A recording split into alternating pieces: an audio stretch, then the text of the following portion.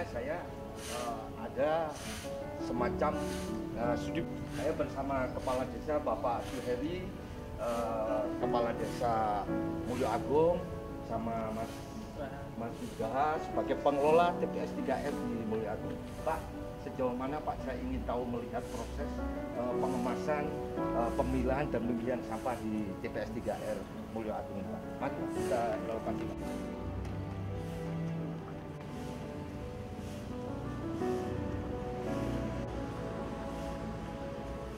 Agung ini satu harinya sampai berapa ton per hari? Dari satu desa ini ada berapa dusun itu bisa dikumpulkan, dikemas? Jadi sampah yang masuk tiap hari di TPS Mulyo Agung ini dari kurang lebih 5.700 KK, ya. Yang dimana 5.700 KK ini berasal dari 5 dusun yang ada di Desa Mulyo Agung, dengan total volume sampah yang masuk kurang lebih di angka 30 ton setiap harinya. Nah, jadi 30 ton sampah tersebut akan masuk setiap hari di sini yang akan diolah dalam proses yang sangat singkat, yaitu 1 hari selesai. Sampah masuk pagi hari wajib terpilah habis sore harinya. Ya. Ini sangat banyak, Pak, namun pada dasarnya terbagi menjadi 3. Sampah organik yang nanti kita manfaatkan menjadi pupuk kompos, pakan ternak, dan juga sabun. Lalu sampah anorganik yang kita manfaatkan dengan cara dijual. Dan yang terakhir adalah sampah residu yang nanti akan dibuang di TPA, namun jumlahnya tidak lebih dari 15% setiap hari. Oh, seperti itu. Terus tenaga kerjanya nih Pak, ini laki perempuannya keluarga sendiri atau bagaimana pembayar sistem apa ya? Iya. Terus jualnya bagaimana, penghasilan bagaimana Pak? Mohon izin. Jumlah pegawai sampai dengan hari ini di TPS Mulyo Agung itu kurang lebih ada 58 orang pegawai. Jadi menciptakan lapangan pekerjaan untuk 58 orang, yang dimana 80% itu adalah masyarakat Desa Mulyo Agung itu sendiri. Gajinya adalah gaji tetap bulanan, Pak. Nah, diberikan gaji tetap di akhir bulan, di mana sistem penggajiannya ini berdasarkan rekap presensi yang menggunakan absensi elektronik. Terus gini Pak, sampah ini kan ada sampah residu, ada sampah juga yang namanya dari kayak lindi. Nah, ini kemasannya seperti apa Pak? Kalau di Desa Mulyo Agung sendiri ini apa sudah safety, apa gimana, apa tertata bagaimana Pak? Lindi ini kalau di Mulyo Agung ini Pak, kita tidak berusaha untuk mengelolanya dengan berbasis teknologi yang muluk-muluk, tapi kita mencegah bagaimana air lindi dari sampah ini tidak mencemari lingkungan. Bagaimana caranya? Kita membuat IPAL, instalasi pengolahan air limbah, di mana air lindi yang masuk ke sumur tersebut difermentasikan, lalu kita gunakan untuk dekomposter, yaitu penyemprot pupuk kompos organik untuk mempercepat proses composting. Nah, semula prosesnya composting 3 bulan, hari ini dengan ekolindi tersebut menjadi kurang lebih 1 bulan sampai 1,5 bulan sudah jadi pupuk kompos. Pak, kalau boleh kita lihat proses pengemasan atau tempat lindinya seperti apa, boleh? Boleh, Pak. Oke, monggo.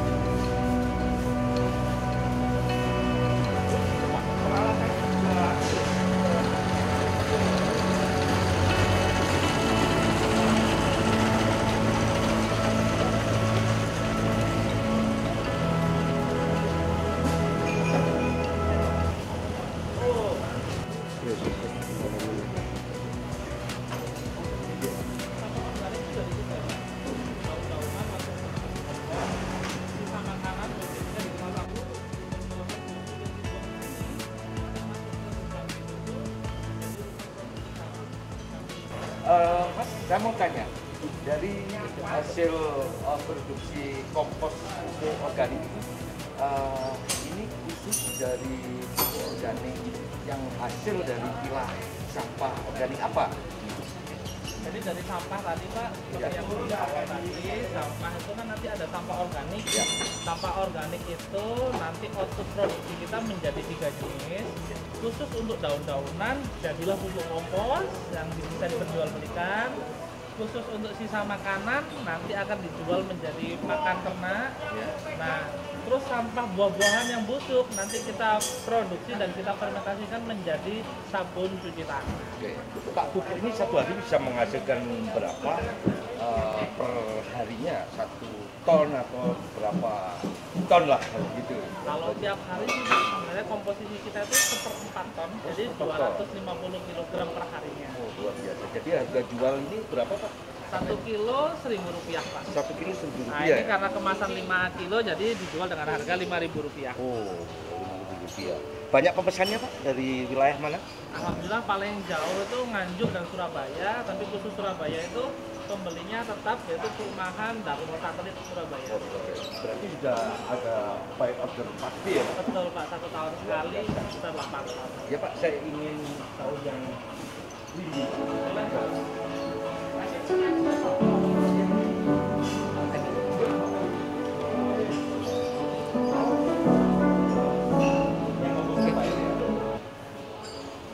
Ini air lindi ini, Pak. Air lidi. Pos menjadi 1 bulan sampai 1 bulan pakai air lindi. Ya, ini pemirsa ada urutan-urutan pilah-pilihnya bermanfaat. Pasti, Pak.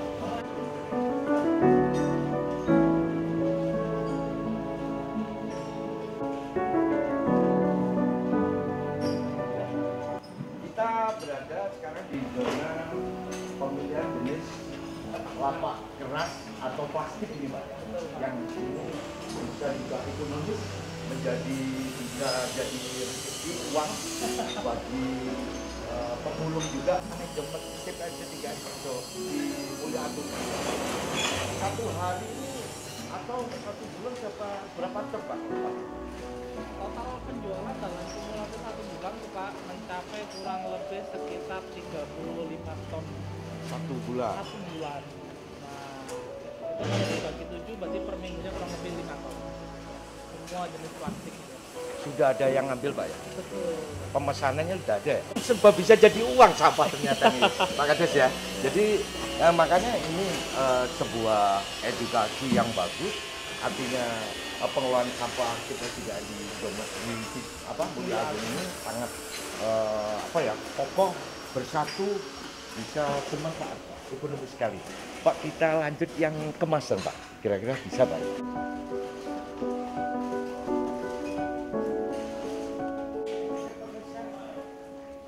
Manajemen TPS 3 di Mulia Agung. 1 hari ini atau 1 bulan berapa ton, Pak? Total penjualan dalam kumulatif 1 bulan tuh, Pak, mencapai kurang lebih sekitar 35 ton 1 bulan. 1 bulan. Nah, itu kalau dibagi 7 berarti per minggunya kurang lebih 5 ton. Semua jenis plastik gitu. Sudah ada yang ngambil, Pak, ya? Betul. Pemesanannya sudah ada ya? Sebab bisa jadi uang sampah ternyata nih, Pak Kades ya. Jadi makanya ini sebuah edukasi yang bagus. Artinya pengelolaan sampah kita juga di Mulia Agung ini sangat kokoh, bersatu, bisa bermanfaat ekonomi sekali. Pak, kita lanjut yang kemasan, Pak. Kira-kira bisa, Pak?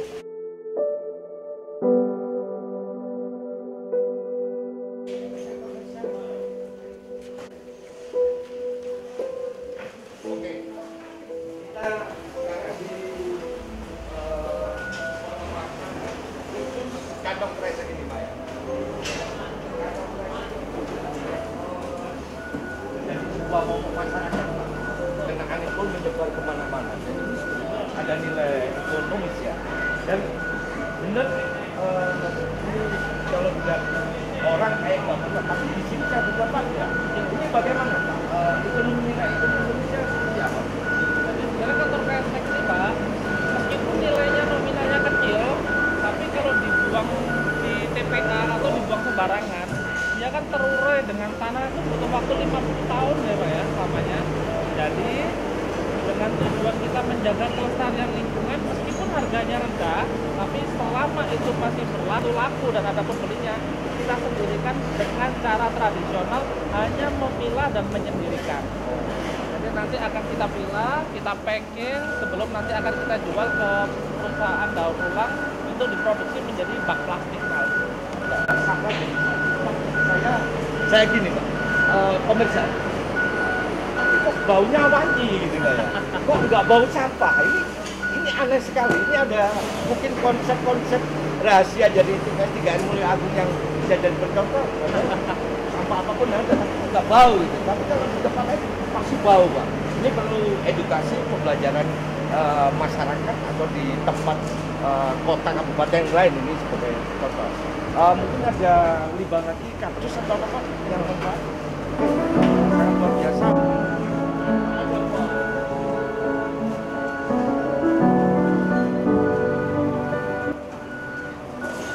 Oke, saya sekarang di zona kardus ya, zona kardus di TPS 3R. Bagaimana pengemasannya, mungkin nilai ekonomisnya di sampah kardus ini?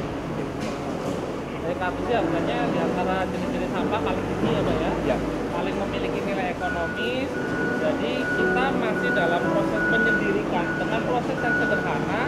Meskipun kita tidak punya mesin packing, akhirnya kita packing dengan cara tradisional menggunakan kotak kayu ini yang nanti kita tumpuk, diinjek-injek, istilahnya tenaga pecel Pak. Ya.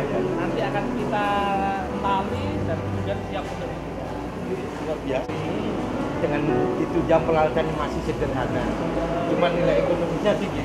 Kan seperti itu. Kira-kira Pak, ada nilai jual untuk di pemasaran dan yang lebih Pak?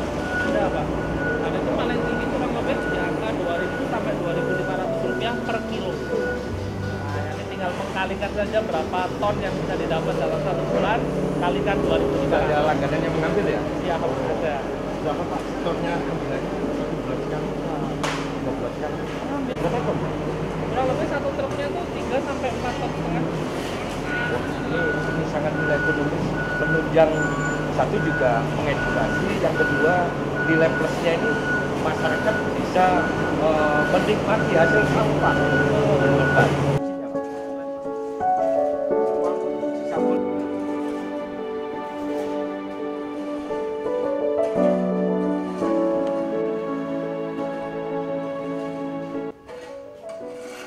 Juga di divisi produksi sabun dari sabun organik Eko Enzim ya Pak ya, R Mulia Agung Bersatu. Nah ini luar biasa, jadi edukasi juga pengelolaan TPS ini sangat ekonomi bermanfaat. Ini sabun yang cair Pak, terus ada yang juga batangan. Nah ini juga dari limbah sampah. Ini bukan sekedar pembicaraan apa rencana, tapi ini fakta. Sudah produksi berapa tahun? Baru di 3 bulan terakhir. 3 bulan terakhir sudah ada apa uji dari sabun organik yang hasil juga dari limbah sampah di TPSD 3R Desa Mulia Agung Bersatu. Ini juga, wah Pak Kadis ini kayak kue Pak ya, padahal ini sabun Pak ya? Sabun batangan. Oh, sabun batangan Mas. Ya, betul. Sabun ini sudah dites tanpa ada mungkin reaksi ke kulit atau apa? Ada nggak dampak-dampaknya negatifnya kan? Alhamdulillah semua malah membawa dampak positif Pak, karena seluruh bahan-bahannya 100% dari bahan baku organik. Nah, sebenarnya program pembuatan sabun ini pertama kali dicetuskan itu di India, namanya Eko Enzim, yang sekarang sudah ramai di Indonesia. Cuman biasanya pada umumnya bentuknya adalah untuk bentuk cair. Nah, di kita di TPS Mulia Agung, karena kita juga sudah produksi pupuk, nah, maka dari itu kebutuhan pupuk sudah terpenuhi. Kita mencoba mengembangkan lagi bagaimana sampah-sampah organik ini, khususnya yang buah-buahan dan sayur-sayuran, itu kita produksi untuk menjadi barang yang bermanfaat. Itu namanya sabun. Karena sabun ini dibutuhkan oleh seluruh pegawai. Setelah mereka bekerja mengolah sampah, mereka akan langsung cuci tangan sebelum makan atau mandi sebelum pulang menggunakan sabun yang kita produksi sendiri. Jadi sabun ini belum sempat, artinya di pemasaran belum cepat ya? Betul, Pak. Atau belum punya merek atau bagaimana? uji cobanya di masyarakat belum Pak ya? Belum Pak. Tapi dalam jangka pendek, jangka panjang seperti apa Pak hasil sabunan? Kebetulan ini permintaan beberapa warga masyarakat ini khususnya musola, masjid itu memang mereka sudah minta dan sudah kita kasih, dan alhamdulillah banyak yang memberikan kesan positif terkait penggunaan sabun ini. Sabunnya berbau wangi dan sabunnya membuat kulit itu lembab, sehingga untuk ke depan mungkin akan kita pasarkan lebih luas. Syukur alhamdulillah nanti apabila bisa menyumbang pendapatan dari TPST Mulia Agung I itu. Hasil maupun mungkin di segmen pemasarannya nanti. Jadi, oke, terima kasih Pak dari A sampai Z. Oke, terima kasih kepada kru kita Siap Civic. Kita edukasi setelah kita keliling di TPS 3R Mulia Agung ini dari zona-zona sampai A sampai Z. Sore Pak Kades Mulia Agung, Bapak Suheri, sebagai Kepala Desa Mulia Agung, Kecamatan Dau, Kabupaten Malang.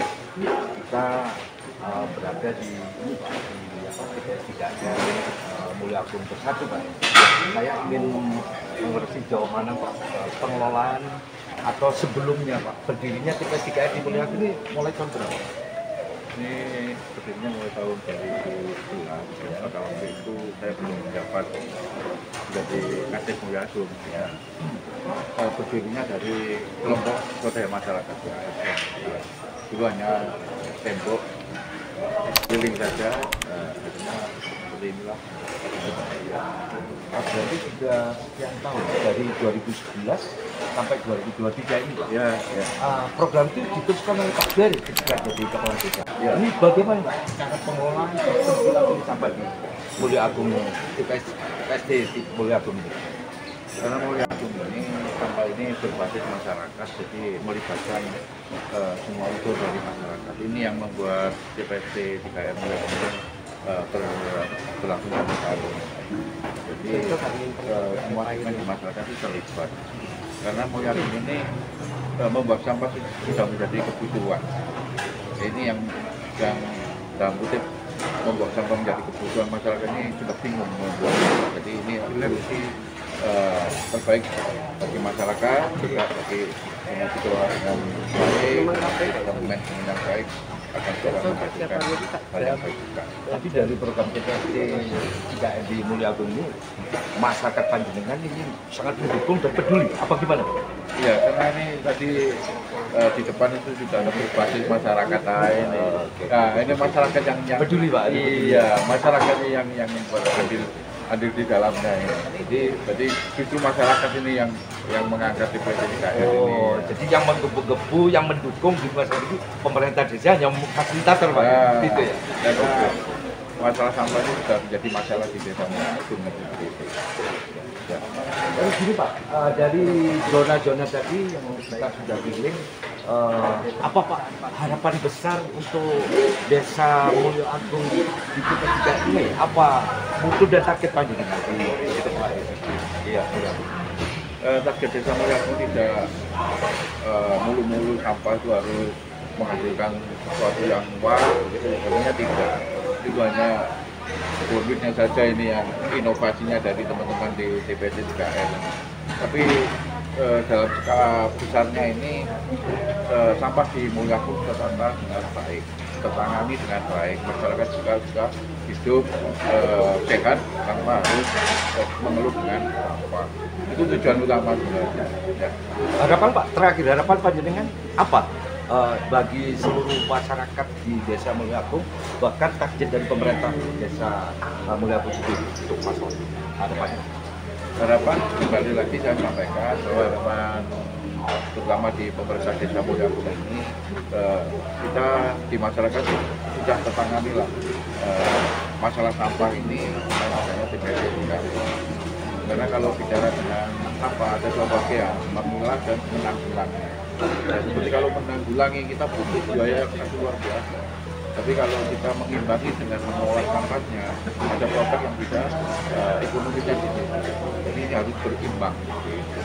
Nah, ini karena banyak inovasi-inovasi yang dilakukan dengan teman-teman yang mengelola di sini, namanya inovasi-inovasi pengolahan sampahnya ini, nah ini berimbang itu ada nilai ekonomis yang harus lebih daripada menanggulangi sampah tadi. Terima kasih Bapak Kades Mulia Agung, Bapak Suheri. Semoga visi misi panjenengan dari pemerintah Desa Mulyo Agung bersatu untuk mengelola sampah di TPS. Sukses dan sukses. Masyarakat tentram tanpa ada sampah yang berserakan. Ya. Terima kasih. Saya dari Desa Mulyo Agung di TPS T3R Kecamatan Dau Kabupaten Malang. Ini sebuah edukasi kepada masyarakat, mungkin percontohan, mungkin bisa menjadi kota wisata Batu yang saat ini kota Batu darurat sampah.